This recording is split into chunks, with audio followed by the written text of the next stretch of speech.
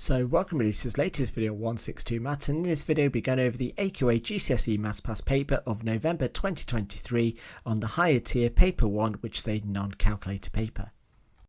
Now before we get started working through this paper, a little reminder that in the description I'll include a question breakdown, so if you get stuck on any particular questions you can see what topic it relates to, and I'll also include a link to the 162 Maths contents page which gives you access to all my lessons, topic tests, audits and other exam paper walkthroughs.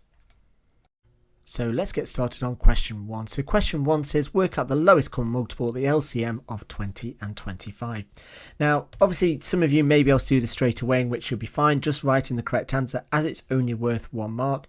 However, if you want to show some working out or not sure how to work this out, what we do is we start off with one of the numbers, usually the biggest number, and we write down the first couple of multiples. So we've got 25, 50, 75, 100 and 125. Then we go for the second number, which is 20, and we do the exact same, and what we're going to do is we're going to continue this until we find a number that we've written in the above list of numbers. So here we've got 80 and then we've got 100, and as you can see 100 appears in both, so the answer then is 100. Moving on to question 2, it says work out the size of the exterior angle of a regular hexagon. Now to work out the exterior angle of any polygon, or regular polygon I should say, it's going to be 360 divided by the number of sides that it's got. Now a hexagon has got 6 sides, so we do 360 divided by 6, which gives me an answer of 60 degrees. Then for question 3 it says A is 2, 0, B is 0 minus 4. Work out the midpoint of AB. So for this what we do is we add up the two x ordinates, that's 2 plus 0, and we divide that by 2. And we do the same for the y ordinates, so that's going to be 0 plus minus 4 divided by 2. 2 plus 0 is 2, divided by 2 is 1. 0 plus minus 4 is minus 4, divided by 2 is minus 2. So the coordinate that we need to write is 1 minus 2. Moving on to question 4, it says a plus 3a divided by a, and it's asking us to simplify this expression. Now using BIDMAS, what we need to do is we need to do this bit here first. So what this is a plus 3a over a. So then from this the a's cancel out, and that just leaves me with a plus 3. Moving on to question 5, it says work out the value of 8 squared times 8 divided by 8 to the power of 9 divided by 8 to the power of 5. So for this is using the laws of indices. So if I work with this first, I've got 8 squared multiplied by 8 to the power of 1, and so that gives me 8 to the power of 3. And then if I then do 8 to the power of 9 divided by 8 to the power of 5, when we're dividing we take away the powers, and that leaves me with 8 to the power of 4. Now when we're dividing we take away the powers, so it's 3 take away 4, which gives me an answer of 8 to the power of minus 1.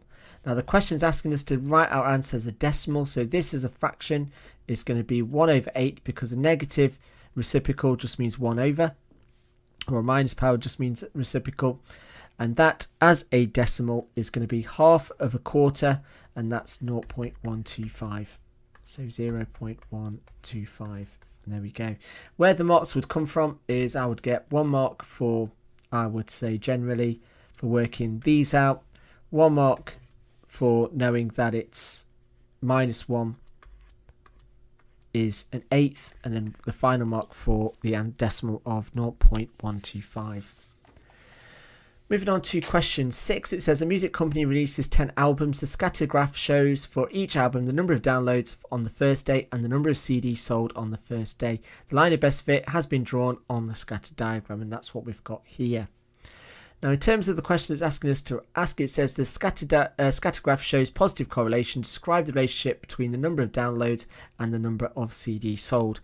Now if it's got positive correlation, which it has, basically it means as the number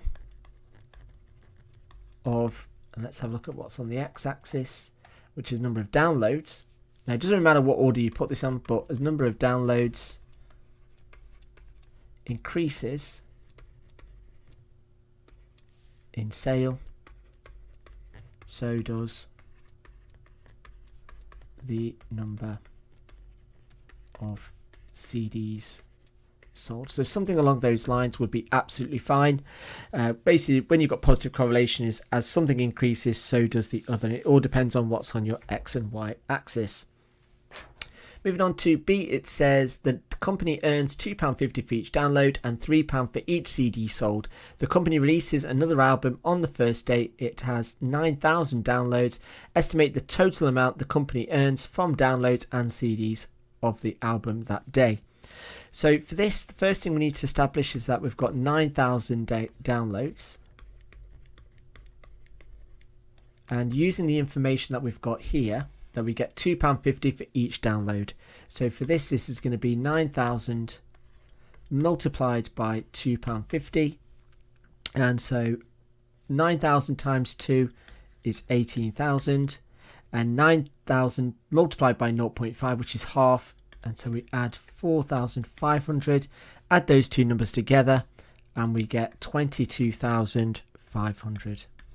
So that's the money raised from downloads. The next thing we've then got to do is work out how many CDs are sold. Well, if we go back to our scatter diagram, so at 9,000 downloads, that equates to about 5,400 CDs sold. So that's how many CDs were then sold. So if I use different colour, so we've got 5,400 CDs, and so that's 5,400 multiplied by the cost of one CD, which was £3. So if I then do 5,400 multiplied by 3, I get an answer of 16200.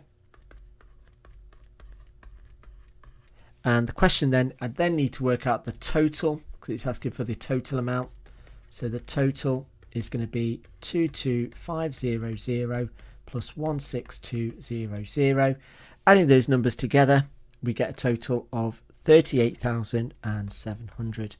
Now, depending on how you've calculated this, whether you've estimated, etc., because it does say estimate, they would accept any answer that is between 38,400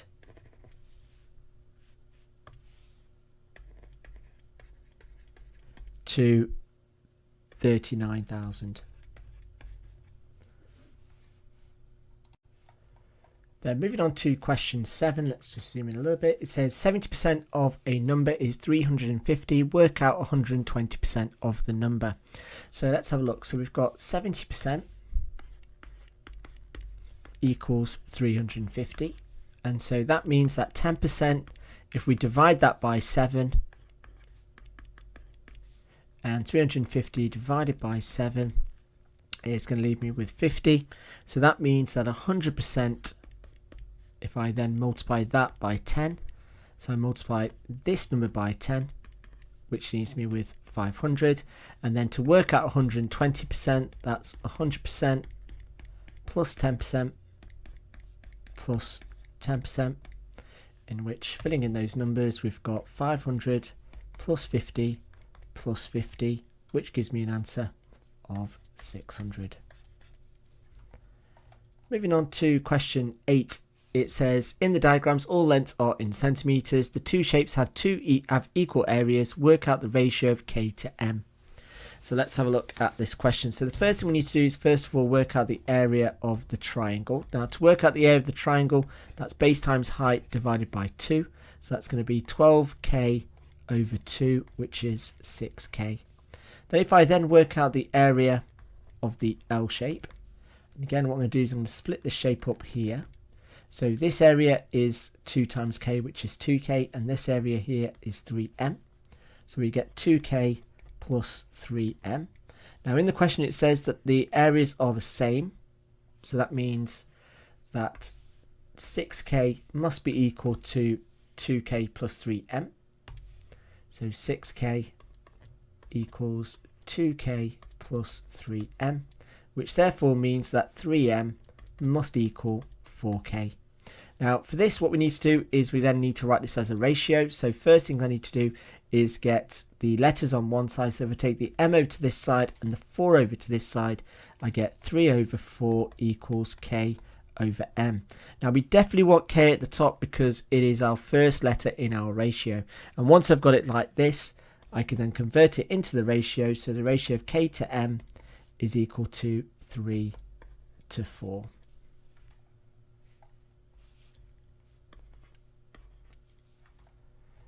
Then moving on to question 9, it says here is a graph of y equals 0.5x squared minus x plus 12, and we've got our parabola. And the question says use the graph to estimate the solutions of where the curve equals 0. So it's basically finding on the x values of these 2 points here. Now as you can see, every little square represents 1, so this dot here is at 2.5.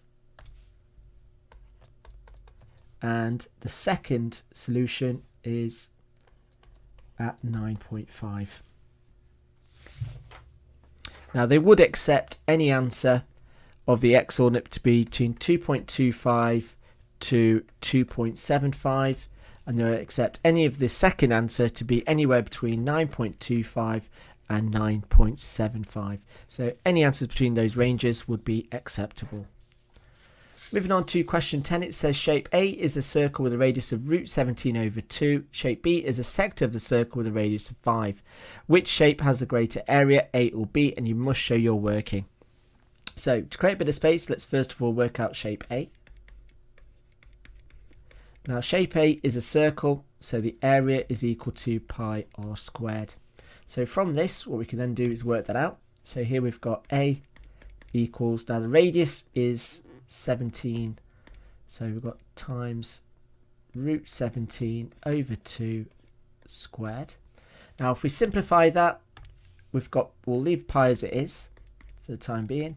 Now root 17 squared is just 17 and 2 squared is 4, and that leaves me with an answer of 17 pi over 4 is the area of the circle. Then if I then work out shape B, so let's do that over here. Now shape B is a sector, so to work out the area of a sector, it's theta over 360 multiplied by pi r squared.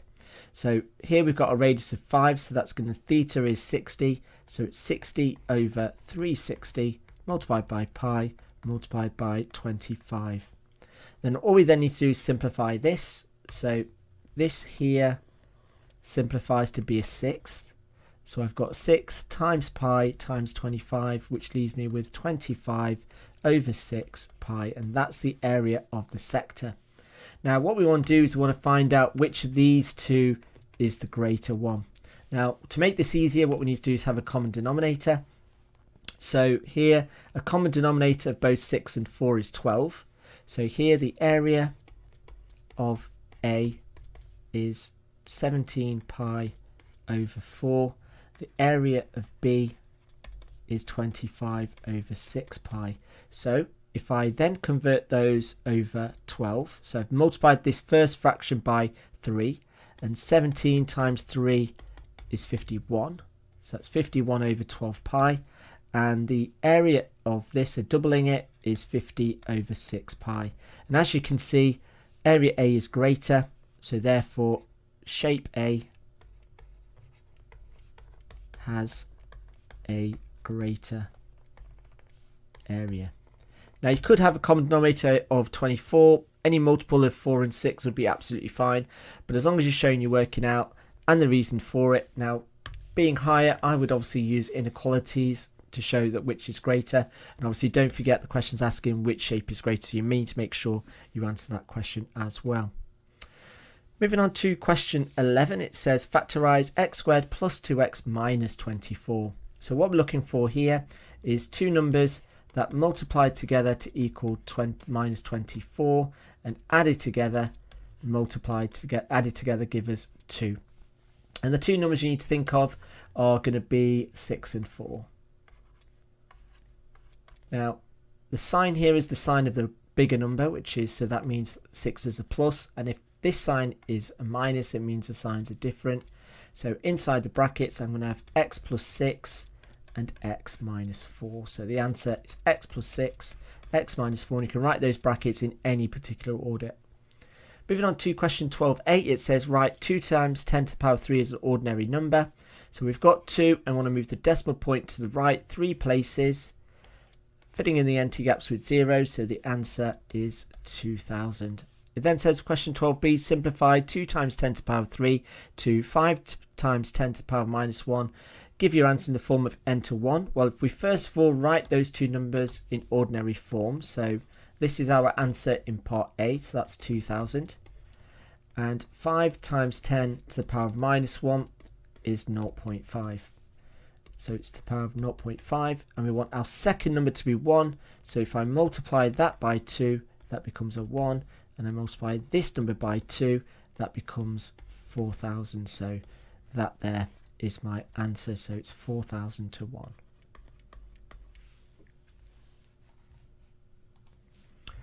Then moving on to question 13, it says here is an identity in x, and it says 5 lots of x, 2x plus d is identical to cx plus 30. So for this, what we need to do is compare the coefficients. So first of all, let's expand that left hand side. So 5 times 2x is 10x plus 5d, and we've got cx plus 30. So what that basically means is that the coefficient of x for both sides must be equal. So looking at this, we've got 10 on one side and we've got c on the other, so c equals 10. And then for the other side, we've got 5d equals 30. So we take the 5 over, so d equals 6. So we've got c equals 10 and d equals 6. Now, moving on to question 14, it says Cora is revising for 2 subjects, history and French. The time she spends revising is in the ratio of history to French in the ratio of 7 to 2. The time she spends revising for history is 20 hours more than for French. Work out the total time she spends revising. Well, looking at the information that's given, we know that the difference between the hours spent on the 2 subjects is 20 hours. So therefore, if we work out the difference in terms of the 2 ratios, we've got 5 parts is equal to 20 hours. So therefore, we can then work out that 1 part is equal to 4 hours. And we use this information then to work out how much time she's spending on each of those subjects.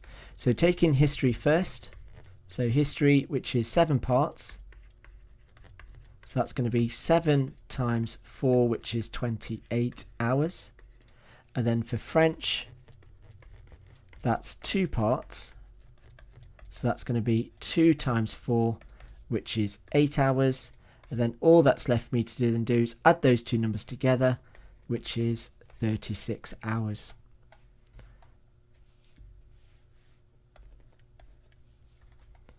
Then moving on to question 15, it says that a race was run in 2019 and 2020. The box plot shows the information about finishing times in 2019. And for question part A, it says in 2019, what was the fastest time? Now the fastest time is the lowest time, so the lowest number, which is represented by this line here. And that gives me a total of, and I can see counted little boxes, every little box represents 30 seconds, so I make that out to be around 16 minutes. Then moving on to question 15b, it says the table shows information about finishing times in 2020, and we've got the lower quartile, the median and the upper quartile. Use the data to comment on each of the following statements. The average time were faster in 2019 than in 2020. Well, to compare this, what we need to do is compare the medians. So comparing the 2 medians, if I go up, the median on this is around 22.5 minutes. So if I do 2019 and this is 2020, and I work out to be 22.5. So the average times in 2019 were faster. That is true. So this statement is true, as median in 2019 was 22.5 minutes and in 2020 was 24 minutes. So something along those lines would be fine for that mark. And then the times were equally consistent in 2019 and 2020. Well, if I go back to the original, so we've got a lower quartile of 20. And we've got an upper quartile of 26. So then if I work out the IQR for this, it's 6 minutes, and for 2019 it's 26 take away 20, which is 6. So that is true as well. This is true, as the IQR for 2019 was 6 and 6 for 2020. So something along those lines would be absolutely fine. Moving on to question 16, it says that the Venn diagram shows information about 80 people who visited an online shop. And it says one person is chosen at random, work out the probability that they bought a hoodie. So let's have a look at this then. So first things first, what we need to do is work out what x is. Now we know that the grand total is 80. So what we know then, if we add up the 4 sections, we get 2x plus 8 plus 15 is equal to 80. And then if we neaten this up, we get 3x plus 23 equals 80. So 3x equals 80 take away 23, which is 57. And then divide by 3 and we get x equals 19. And this is going to be 38. So then working out the total hoodie, that's going to be 8 plus 19, which gives me an answer of 27. So the question is asking for probability, so it's going to be 27 over 80. We cannot simplify that, so that there is my answer. Moving on to question 16b, it says one person who bought trainers is chosen at random. Work out the probability that they also bought a hoodie. So looking at the trainers, which is this circle here, we know that the total amount of people who bought trainers was 15 plus 8, which gives me 23. So the fraction is going to be out of 23. And out of those 23, how many had a hoodie? Well, that's going to be 8. And then quick check, can we simplify that? No, we can't. So that there is my answer. Moving on to question 17, it says x and y are integers. Work out the largest possible value for y. So let's have a look at this then. So the first thing we need to do is work out the possible range of values for x. Now to do that, what we need to do is divide both those two numbers by 4. So we've got x by itself in the middle. So x has got a range between 2 and 5, I should say. And let me just write that 5 a little bit better. 2 and 5. Now to get y, the biggest value of y, what we then need to do is looking at this. So to get the biggest value of y, x needs to be the largest.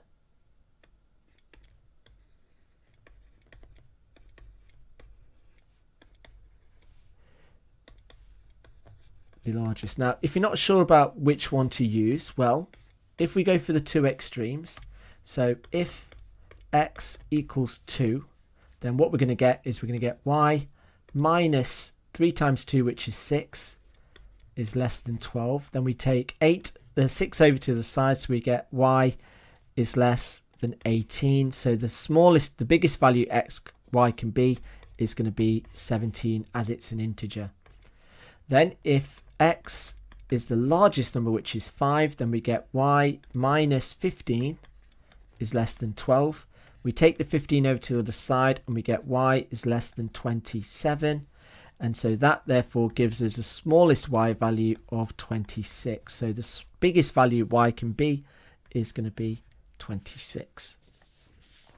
Now moving on to question 18a, it says P and Q are points. P is in the corner of -3, -2, is mapped to Q by rotation about 10 through 90 degrees clockwise. Q is mapped back to P by a single transformation. And the question is asking us to complete these two single transformations that map Q back to P. Well, the first thing we need to do is we first need to find out where Q is. So either using tracing paper, what we need to do is we need to complete this transformation here. So first of all, finding the center of rotation, which is at 10, which is here. Now, if I use tracing paper, and if I just draw a little set of axes here, that if I use tracing paper, Q is going to be a 90 degrees clockwise rotation, and we find that Q is going to be here. Now, what the question's asking is, what single transformation do I need to go from here back to P? And what we need to do is basically reverse it. So here, if the rotation is 1, 0 going 90 degrees clockwise, then the opposite to return back, what we need to do is go either 90 degrees anti-clockwise, or you could write 270 degrees clockwise. So any of those would be fine for the 1 mark for that statement. Then when it comes to the translation, well, we're going from Q back to P. Well, the horizontal movement is -2. And the vertical movement is 6 down, so that's going to be -6. And we don't need to write translation because it's already written there. So what we need to do is either write 90 degrees clockwise for first part or 270 degrees clockwise, and then just write the column vector of -2, -6 for the second part. Moving on to 18b, it says point A is at 7, 4 and the line y equals x are shown on the grid. B and C are points on the grid, each having a positive integer coordinates. BAC is a right angle triangle where BAC is reflected in the line y equals x, side BC is invariant. Work out the possible set of coordinates for BC. Right, so for this, what we've got is BAC is a right angle triangle, and they've both got positive integer coordinates, which basically means that they can't be halfway in between the squares. They've got to be flush on the actual coordinate points where the sort of lines cross. It then says that BAC is, they don't move. So BAC is the invariant sign. So if I then create my triangle here, then I get 1 point there and 1 point here. So in terms of possible coordinates of where we could have our line, so one set could be that is, and that's, so B, C could be here. So that's going to be 4, 4, and C is 7, 7. And alternately, what we could have is we could have our point at being 1, 1 there. And we could have our second point at 6, 6, which also produces a right angle triangle, like so. And that there is going to be my right angle. And the other alternate coordinates we could have are 1, 1, and 6, 6. So either what's written in purple or what's written in green would be fine for that single mark. Now moving on to question 19, it says when converted to a fraction, 0.7 recurring is equal to 7/9. And the question is asking us to work out 0.4 recurring plus 0.07 recurring, giving our answer as a fraction. So first of all, let's work with this. So we've got that 0.4 recurring as a fraction is going to be 4/9. Now if you're not sure how to do that, what we need to do is first of all make the recurring decimal equal to x. Then if we multiply the both sides by 10, we get 0.4 recurring. And then if I flip those two sides, I'm going to get 10x equals 4.4 recurring, x equals 0.4 recurring. If I take the two things away, I get 9x equals 4 and x equals 4/9. And so that's how we get 4/9. Then if we move on to 0.07, well, the connection between this and this is basically if I divide 0.7 recurring divided by 10, that's going to give me 0.07 recurring, which is what I want. So then if I do 7/9, which is the equivalent of 0.7 recurring, divide that by 10, and again I write that as a fraction, that becomes 7/9 multiplied by 1/10, flipping the fraction, and that gives me 7/90. So joining those two things together, we get 0.4 recurring plus 0.07 recurring, and that's 4/9 plus 7/90. Then, as we're adding, we need to make sure we've got equivalent common denominators. So here, if I multiply this fraction by 10, or 10 over 10, we get 40 over 90 plus 7 over 90, which equals 47 over 90, and that doesn't simplify, so there is my final fraction. Moving on to question 20, it says x and y are acute angles. Sine x is equal to root 3 over 2 and w is equal to 3x minus 2y and tan y equals 1. And the question is asking us to work out the value of cos w. So first things first, what we then know, let's have a look, is we know that using the exact values of trig, what gives root 3 over 2 with sine? Well, that gives us when x is equal to 60. Now looking at the y, looking at this here, what is the angle of tan when we get 1? Well, y must equal 45. And so using these values, what we can then do is substitute that into w. So w therefore equals 3 lots of x, which is 60, plus 2 lots, or should I say minus 2 lots of y, of 45. So that's 180 minus 90, which equals 90.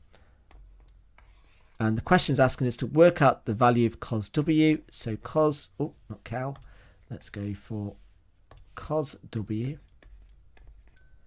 is going to equal cos 90. And using exact values of trig, what is the value of cos 90? Well, that's equal to 0. Moving on to question 21, it says f of x is equal to x minus 9 over 8, and g of x is equal to 2x squared plus 9, and h of x is equal to 4x. And the question is asking us to solve the inverse function of x equal to the compound function of g h of x. So first things first, let's work out what the components of this is going to be. So to work out the inverse function of x, what I need to do is make f of x equal to y. And then what I then want to do is make x the subject. So that's going to be 8y plus 9 equals x.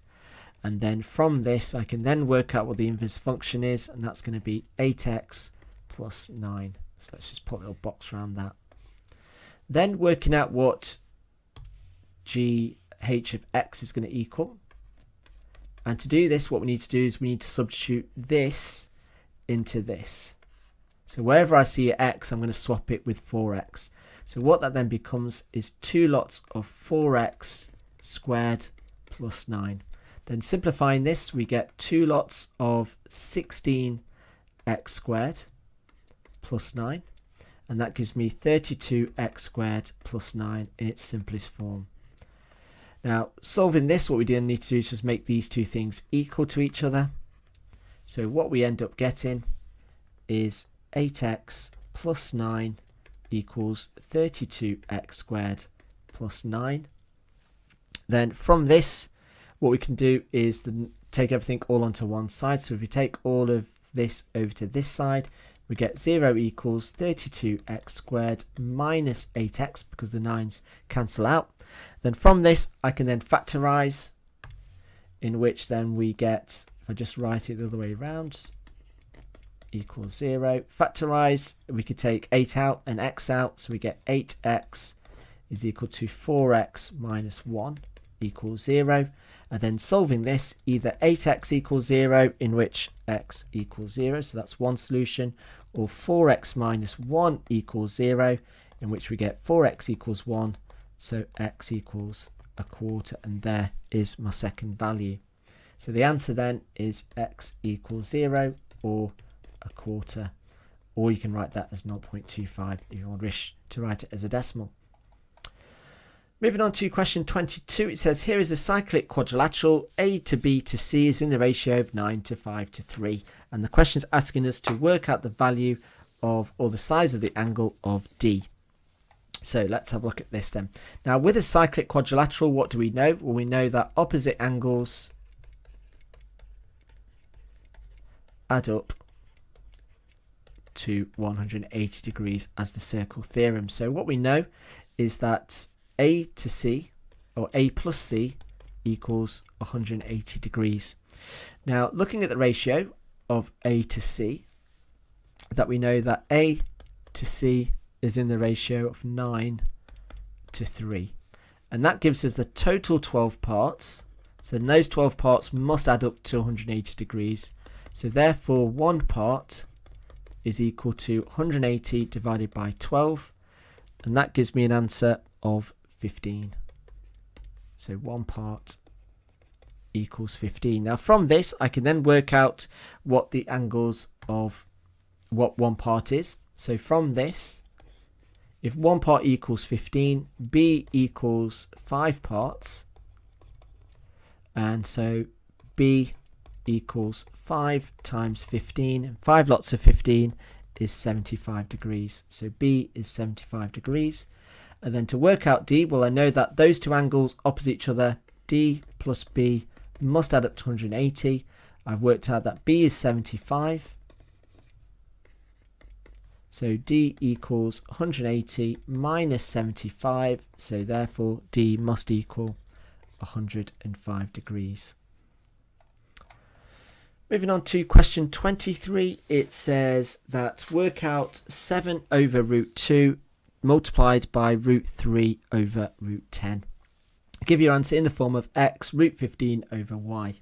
So first things first, let's have a look at this. So we've got 7 over root 2 multiplied by root 3 over root 10. Now there's several ways in which you can do this. I'm just going to go through the way that I find more easier. So if I multiply the two numerators together, I get 7 root 3 over root 20.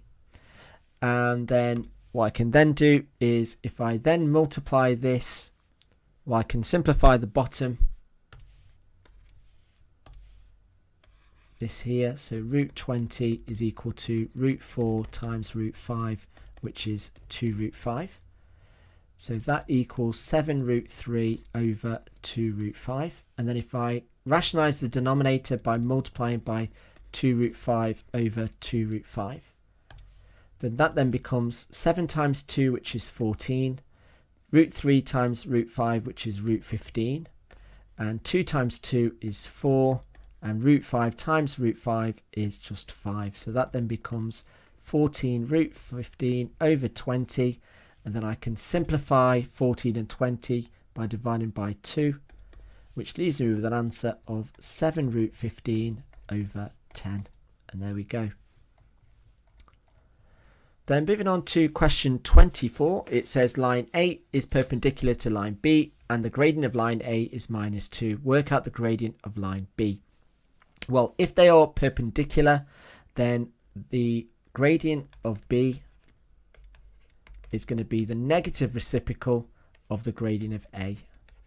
Now it tells us that the gradient of A is minus 2, so that's going to be minus 1 over minus 2, which then just leaves us with a positive 1/2. Now moving on to question 25, it says the nth term of a geometric progression is Rn, where r is greater than 0. The second term is 8 over 9, and the question is asking us to work out the third term, giving our answer in the form of c root 2 over d, where c and d are integers. So looking at this, the nth term is this here. So for the second term, n is equal to 2, so that means that r squared is equal to 8 over 9. Now from this, what we can then do is we can then work out that r is going to be equal to the square root of 8 over 9, which leaves us with root 8 over root 9, which is 2 root 2 over 3. Now the question's then asking us to work out what r cubed is. So the third term is when n equals 3, so r cubed. And if r is this, so if r equals 2 root 2 over 3, then r cubed is going to be 2 root 2 over 3 all cubed. And so working this out, if I just move this down a little bit so we've got a bit more space. So we've got cube the 2, and that becomes an 8, cube root 2, and that becomes root 8. And then it's over 3 cubed, which is 27. Now we can simplify root 8 as root 4 times root 2, so that becomes 2 root 2. And if we multiply that by 8, we get 16 root 2. So I can swap that with that, leaving me with an answer of 16 root 2 over 27. And there is my final answer. So it's 16 root 2 over 27. Moving on to question 26.8, it says work out the value of 5 and 1/16 to the power of a quarter. So for this, what we need to do is a couple of things. It doesn't matter what order you do this in, but I would typically recommend writing this as an improper fraction. So we're going to do 5 times 16, which is 80, plus 1, which is 81 over 16. And what we want to do is we want to write that to the root of 4. Now, if I root 4 81, that's going to give me with 3. And if I root 4 16, that's going to give me 2, leaving me with an answer of 3 root 2. For 26b, it says write 49m to the power of 2.5 as a power of 7 to the terms of m. So looking at this, we can simplify 49m as 7 squared m. Now with brackets, we multiply the powers, so that's 7 to the power m. And then from this, I can introduce that 2.5. And then what do I do with the brackets? I multiply, and so that's going to be 7, and that's going to be 5m. Then moving on to question 27, it says write down the solution of x squared is less than 16. Well, this one should be relatively quite straightforward. It's just recognizing that it's a plus and a minus, so the answer then is x is exclusive of -4 and 4, or within range of -4, 4. Then moving on to question 28, it says PQRS is a quadrilateral. PQ is not parallel to SR. Q is a point on QR. The ratio of Q to X to R is in the ratio of 2 to 3. And QX is 2A plus 4B. And the question is asking us to prove that PQRS is a trapezium. Right then. So let's just zoom out first so we can see the information and the question in its entirety. Let me just position it like so. So let's have a look at the information. Now, the order in which information is given is usually the way that you want to be tackling this question. So first thing we're going to do is we're going to deal with this ratio. So what this says is that this ratio is 2 parts and the distance of XR is 3 parts. And that's 3 parts there. So that's 3 parts and this is 2 parts. So first of all, let's work out what XR is. So if I just do that up here. So if 2 parts is equal to 2a plus 4b, then 1 part is going to be equal to a plus 2b, and therefore 3 parts is going to be 3a plus 6b. So this distance here is 3a plus 6b. Now, from this, to prove it's a trapezium, what we want to show is that PS is a factor. So if PQRS is a trapezium, then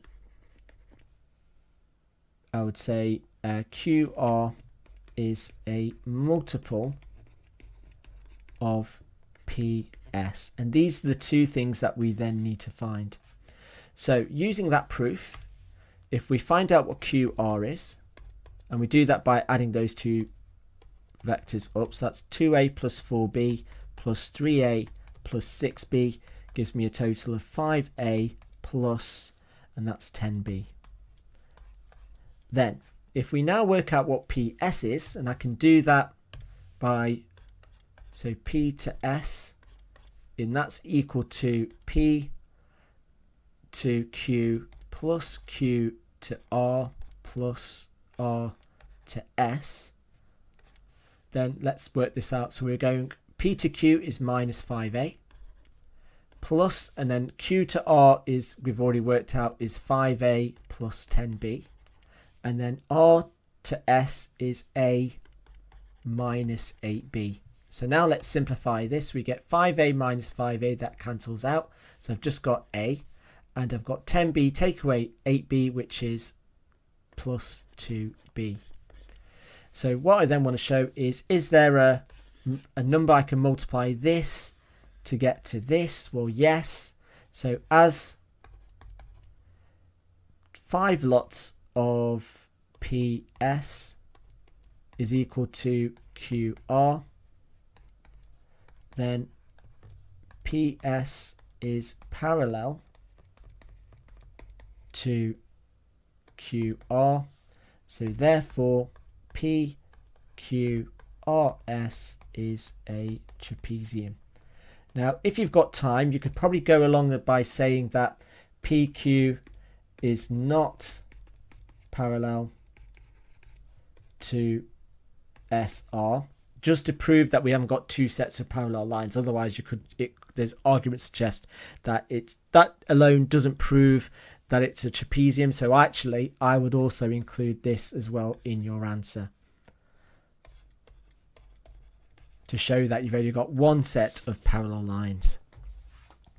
Then moving on to our last question, it says here are the equations of 3 graphs, and we've got y equals sine x, y equals cos x, and y equals tan x.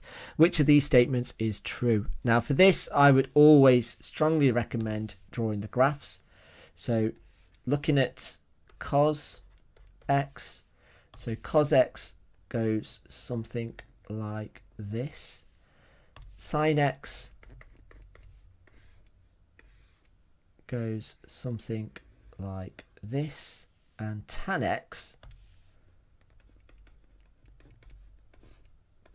is the one that goes